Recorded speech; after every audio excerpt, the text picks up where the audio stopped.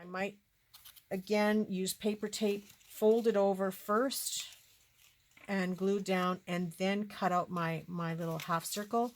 And that's just to give more reinforcement, because there's going to be lots of pressure with things going in and out of this pocket, so that you are not putting too much stress on it. So take the time. If you know it's going to be in a spot where people are going to be taking things in and out constantly, then put some paper tape on it first and then reinforce, which is what I did on this one here.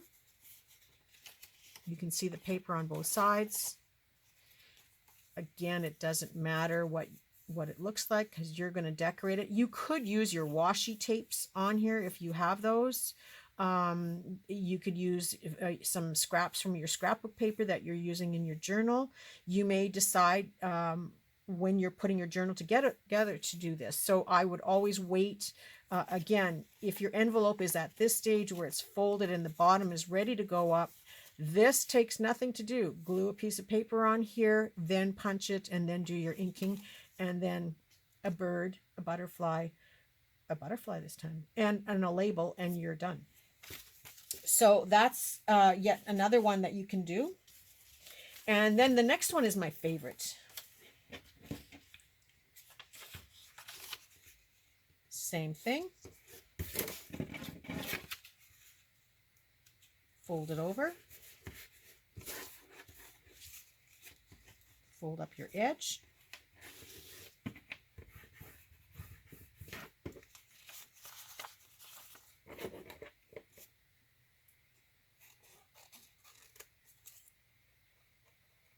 Trim out your corners. And by the time you do 10, you won't need a little map of how to do it. And glue it all together. So let's glue it, Kim. If we're going to show people, then let's glue it. Now, normally I work on a glue pad, but when I was doing my samples for all of this, I realized I kept gluing and working with everything on top of the glue pad. So I thought you may not be able to see what I'm doing if I'm constantly doing that. So again, you don't have to make the decision as to what you're going to do with the top of your card if you don't glue it and fold it.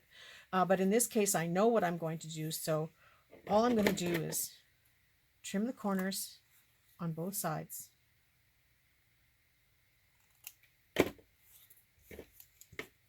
Make a little hole punch there. And you have a cute little bag that you can fill, and you can tie a ribbon or put some lace in a bow or whatever, and add that into your package. You can make little paper sachets. You can make this as an instant gift bag. So there's a lot of uses just like that.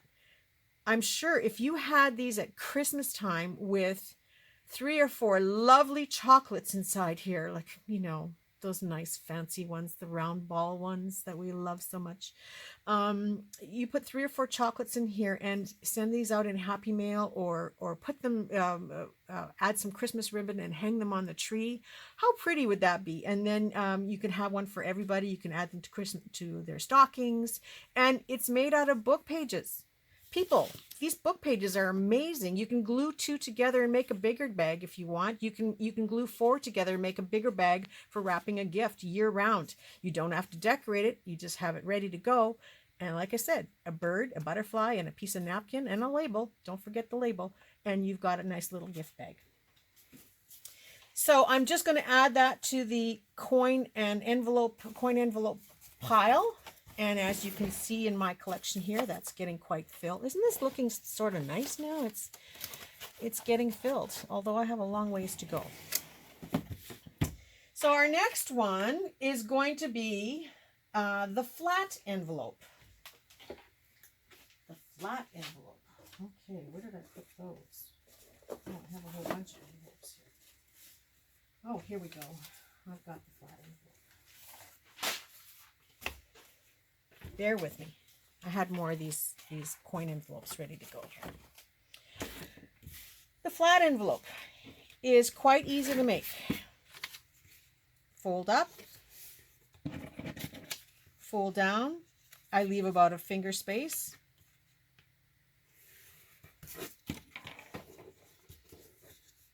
I guess it depends on the size of your fingers as to how big of a space you're going to leave. Don't use your big toe or your thumb. I think that looks sort of straight. You know the saying, do as I say, not as I do. Okay, so I'm going to just trim off those wonky edges there. A little bit of glue on either side, and you fold it up and you have an envelope. Now again, you can make that little round cornered tab in there, and you can reinforce it before you trim. You don't have to glue it up. You can leave it as a folded envelope. You can make it a weighted envelope by gluing a piece of a cluster or something on top of here to make a nice weighted envelope so that it's glued into your book.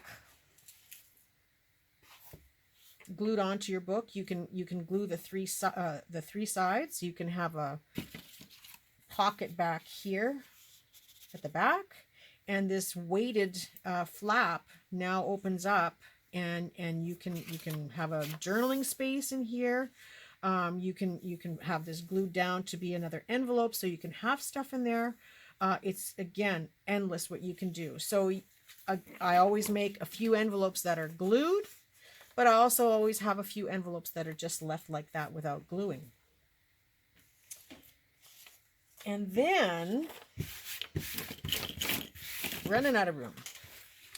Then I make a long skinny envelope. And you're saying, is it an envelope? Oh, let's take that rough side there. Is it an envelope? Okay, so it's not me that's crooked. It's the paper that's crooked. Look at this.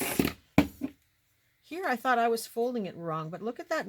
Look at this is the outside edge. I cut on that side when I cut it out of the book. So you can see that the writing down here is, so it's not me that's wonky, it's the paper that's wonky. Okay, good to know. So I'm going to fold this up.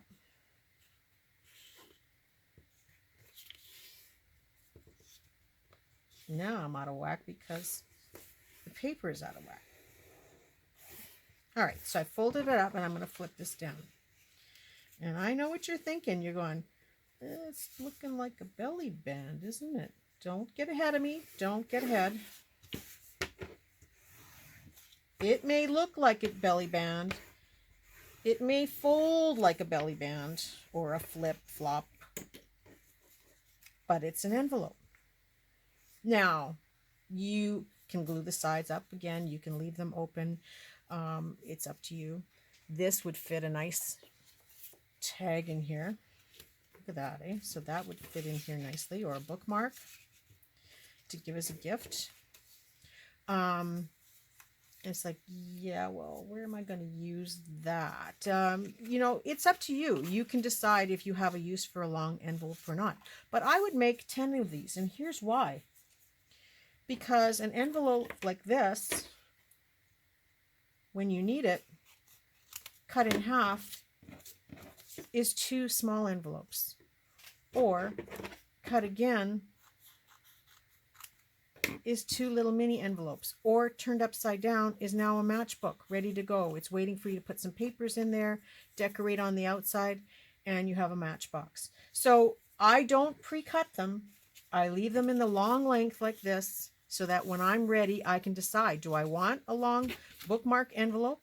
Do I want to cut matchbox or matchbook envelopes? Or do I want half-size little mini envelopes? Or fold it in half to make the big envelopes. Going back to these envelopes, no matter which ones you're making, you can just cut off the little nubs there. Thank you, Rachel. Now I'm nubbing everything. And it's just a nice little finished piece. So just like that, in 2 seconds, we made 1, 2, 3, 4, 5, 6, 7 envelopes. But if you make 10 of each of these and have them on hand, you have a nice collection of envelopes ready to go for your journals. So our next one is the double envelope. Now this one I got from Corey Dahman, and I will try to remember to put the link in the description below to her page or to her video where she made this envelope. She did hers a little differently, but again, I'm using book pages, so I want to show you how you can make this with your book pages, and it is so easy and so fun. I know she's gonna make some of these too, or I hope she will. You need 3 pieces of paper for it. 1, 2, 3. Look at that. I had them just ready like that. Now, 2 of them you're going to fold in half. Now, she did hers with scrap of paper, and I'll show you a sample in a second. So 2 of them you're going to fold in half.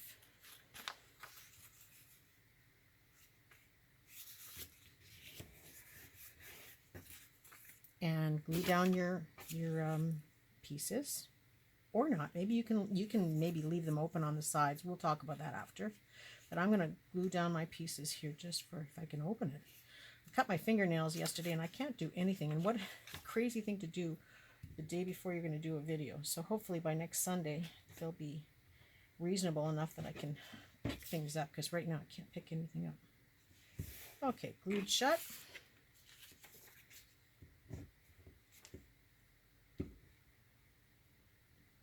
And glued shut, but you can decide to leave that open if you want.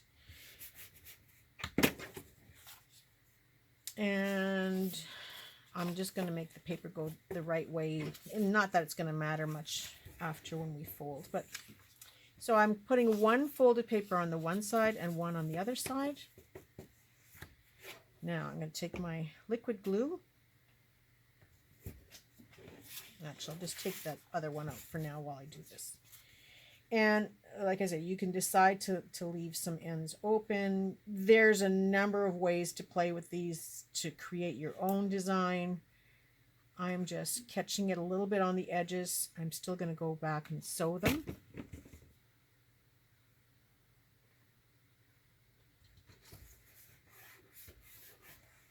And so I've glued it on the 3 sides, so I have an opening at the top. And to turn it around and do the same thing here.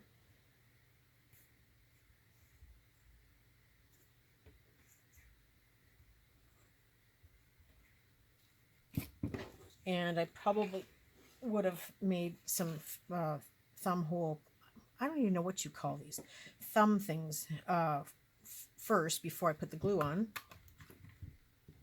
I don't know if you've noticed, I'm a little bit terrified of this machine because I got pinched really good the other day. And while the glue is still wet, hopefully, it's not very straight, but I can get it on the other side of this envelope, or this book page. And you may want to ink them up ahead of time, but if you're like me, you can also go back and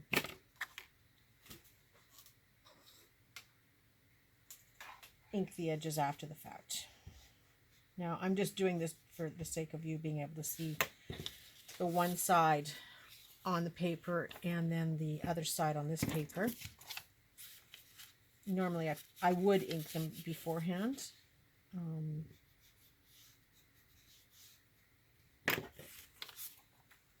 So then now that it's inked on the both sides, I'm going to take this and finger space away from the top fold, and I'm folding it down. And you now have an envelope with a pocket, and you flip it over and you have another pocket on this side. You can use a fancy paper clip to hold it closed. Isn't that pretty? Simple and pretty. And you don't even have to put a bird on here.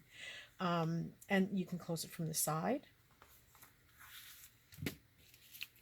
You could use a weighted cluster to glue to the bottom of this, and that gives you some substantial weight so that it's not moving around or curling up on you. You can have it in your book like this to open up, and there's a spot in there. And this can be a floating pocket in your belly band that we've already made, and will look gorgeous with anything that you want to put on it. You can still add that butterfly. So that's that envelope, and that's from Corey Dahman. And I've cut myself, she made hers out of 6x6 scrapbook paper. Follow her tutorial. It's great. It's easy. And when I saw it, I said, oh, I got to make those out of paper. So I have a few. This one here I round cornered. And then I did put a little tab in there and on the other side. This one isn't finished yet, but the same thing. It's ready to go. This is a little bit larger. You can make them any size. Just follow where you need 3 pieces of paper the same size and follow the same steps. Now, this is the one I made of hers using scrapbook paper. And so you have this tab at the back and one at the front. And she explains it very well. And it's just a cute little tutorial. And so I'm going to do a few more of those based on her tutorial. Because I love them so much, and it's a great way to use up that 6x6 scrapbook paper. This is another one I did with a dictionary page. And yeah, a nice way to add to your stash and have work ready to go so that when you're doing your journals, it's ready for you. Thank you, Corey Dahman, for that awesome video, and I will link to her channel in the description below. And last but not least, today we're going to do the French fry bag. And I love the French fry bag because it doesn't matter what size you do, it turns out awesome. And it's so cute and so little.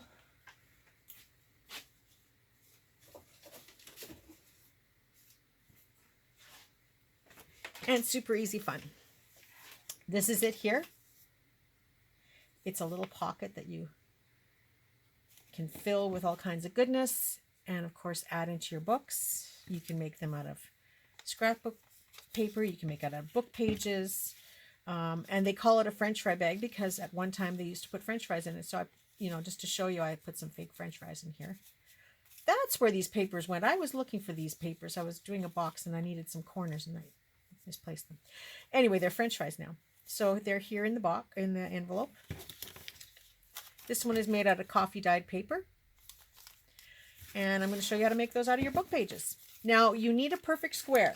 So it doesn't matter what size of book page you use, but you want a square.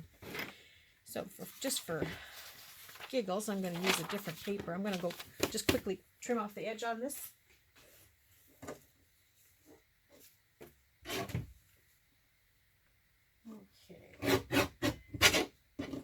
Now these pages are 7 inches wide, so I'm going to make a 7-inch square. And it doesn't matter, you can do the manual method that I showed you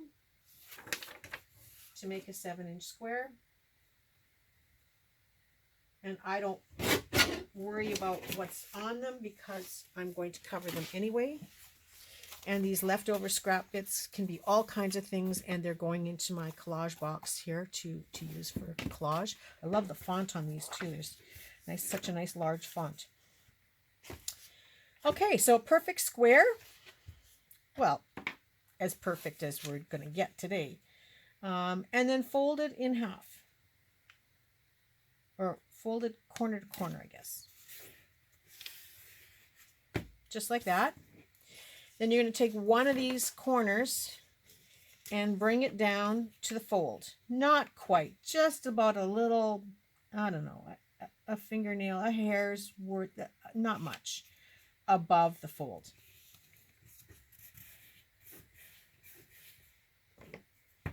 And make a good crease. Now where that line is, I'm just going to draw a line with the mark with a pen. And you won't see that anyway when I'm done. You're going to take this corner and pull it as far as you can without it buckling, which you'll know what I mean in a second, up to this line, because you're going to run parallel with this line. So we're going to take the corner and go as far as you can. So this will be as far as you can get because you don't want to go past that. So does that make sense? This is as far as you can get. You don't want to go past that. You're going to maybe put your finger here and keep an eye on this point. Run it along the line here. And that's as far as you can go with this. And then fold. Does that make sense? I hope it makes sense. If it doesn't, look up French fry bag. And there are origami people that do these. There are other reasons for making them, and you might get a better explanation. But it was my explanation. And there's also other ways to fold these that are not so wide on the bottom, but you'd have to go and look at the other videos to see how to fold them. I'm trying to do this so that it's easy for you to follow along, and then you can adapt it as you go along. So then this corner, this is going to go over there to that. So again, keeping your eye on this part, because you don't want to go past this line that I've just made. You're going to remember, we used to make paper hats when we were kids. It was pretty much the same kind of process. And so you can see that the line is following exactly the same, running along that line. And then fold. So once you've got this folded, that original flap that you folded down, you can now fold down again. Sort of. Here we go. Now you can fold this side down too and just have a pocket like that if you wanted. I like it like this because you can glue it onto your page. And again, it's a pocket. You can glue a square of fabric. I would glue these things down, and you can glue a square of fabric. You can glue a square of paper in here to journal on. And to finish off this corner, but I would only make it as square as the corner itself, and then that can be left hanging. You can add a charm onto here to keep the flap down, or you can just glue it down. Or if you're one of those people who likes to tuck and put things, you'll find out that there's like lots of spots that you can actually put little extra goodies in there, but that's entirely up to you as to how much you want to flip, flop, and tuck. So this is just another little way to make a pocket that you can add onto your projects. You can put it sideways. You can wrap it around. You can use this piece to wrap around if you want, and have a little pocket going that way in your page. So that's our sort of number 10. I think you probably get about 15 to 20 different things out of here if you take on the different types of tags we made, and the different types of bookmarks we've made, and the different envelopes we've made. You're probably closer to 15 different things. So if you made all 15 things and you did 10 of each, that's 150 pages. Plus your signature pages, if you made 10 of those, you're using up another 20 pages. That's another 70 pages, plus the pages you're going to keep, plus the pages that you're going to cut down into strips to use for doing paper taping on projects, and the pieces that you're going to cut down for collage or tear up for collage. You can easily use up a book, and in no time at all have this lovely box filled with ephemera that is ready to go. And remember, all you need is a bird, a napkin, and a label, and you've got an instant collage piece that you can add to your journals. So that's all I'm giving you today. I probably have about another 30 easily of ways to fold pieces of book pages, but I don't want to overwhelm you with too much, and you need another box, because by the time you do all those things, I haven't even finished filling my box, but you will need another box. So I suggest you make another one in preparation for part 2. But part 2, I'm going to take a little bit of a break, because I've had so many requests for making my window boxes. If you saw in my studio tour, I showed you some window boxes, and I've had so many requests to make them that I'm going to take a break from doing part 2. Part 2 will probably be, I would say, 3 or 4 Sundays down the road, maybe longer, because I have so much to show you and so much to share with you. So next Sunday, I will be making the window boxes and showing you a variety of sizes and how you can make them, and how you can make them inexpensively using things you already have, or repurposing things. So that's going to be next Sunday. I don't know how you YouTubers do it. I watch you make videos. Some of you make videos every day. Gail, how are you still alive? How do you do this every single day? Sometimes she makes 2 videos in a day. I make one in a week and I'm exhausted. I'm exhausted from the preparation, and the anxiousness and making sure that it's all going to work. And then it takes forever to upload the video and then, link everything and tag everything. Liz from Paper Project, how do you do it? Every day almost you put up a video. I'm just kudos to all of you YouTubers who can do that every day. I am amazed, and it's not going to happen with me. So I'm going to focus on doing a video every Sunday, some type of tutorial thing. And I thought about doing a thrift shop video showing you things I've bought at the thrift shop, because I went this past week and boy, did I score. So I may do a video that will show up sometime this week, just to show you the kinds of things that I picked up this week while thrifting to use for my junk journals, as well as what to look for. So it's just to give you some ideas of things that you can look for your journals. Another thing I've considered that I will do is then taking those items that I've found and doing some videos of how to use those things in your art. But again, if I do a video on Sunday and one midweek, maybe a Thrifty Thursday kind of thing, I think for now that's about all you're going to get out of me. But I do make them intense, I think. And so I think you have lots of work to do between making your ephemera boxes and then making the ephemera to go in them. I need at least one more of these for halfway prepared ephemera of book pages. And then I need at least another 2 boxes for doing the finished, hosting the finished ephemera. And that's because when we moved, I didn't take my boxes with me. So I have to start from scratch and putting the boxes together. And it's just as well, right now I haven't found the boxes of ephemera that's finished to put into these boxes. So I have a little bit of a head start to get more boxes made and then get unpack the rest of my ephemera. I'm still unpacking stuff. Another thing I wanted to tell you about is that, in case you don't know, my name is Kim Newberg, but sometimes you'll see me posting in different places as Kim Newberg Images by Kim or Kim Newberg Artisan Extraordinaire. I have a couple of Facebook pages, which I will link below. I have a blog called Images by Kim, and on that blog I offer about 100 plus full printable collage sheets free of charge that you can download and use however you like for making your art. You can even use it for finishing some of these things that we made today.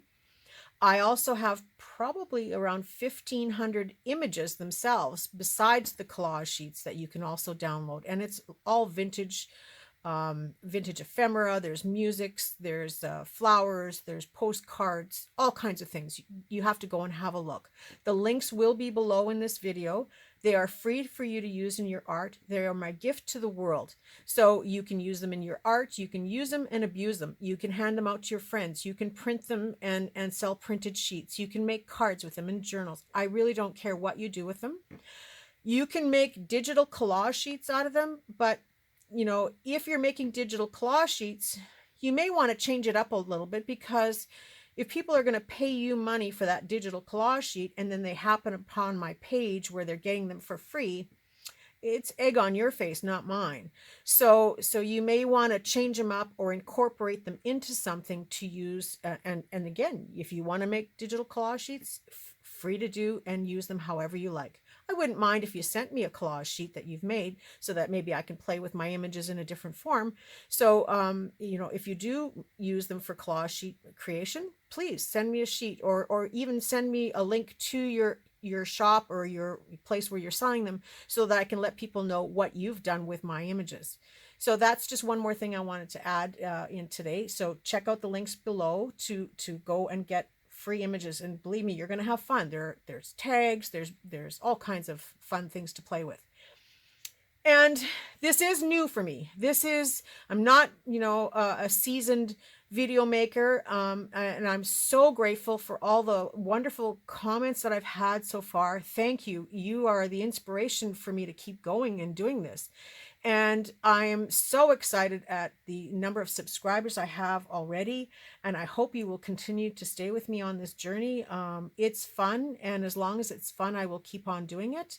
And as long as you're happy with the projects I come up with and the things that we make together, please share your stuff with me. I would love to see what you make. I'd love to see how you take it on. And I challenge any YouTuber out there to take what I've shown you today and run with it and do your version of what I'm doing. Because, you know, it's again, it's all about sharing and linking and sharing with your customers, and I get to share with my customers. So yeah, let's spread the creativity around, and it's free to spread around. So thank you again for subscribing to my channel. I hope to see you sometime this week, later this week, or at least for sure by next Sunday. We'll be doing the window boxes, so be prepared to come and sit down and enjoy that one. Thank you again. Have yourself a very creative week, and I look forward to seeing you soon. Bye for now, everyone.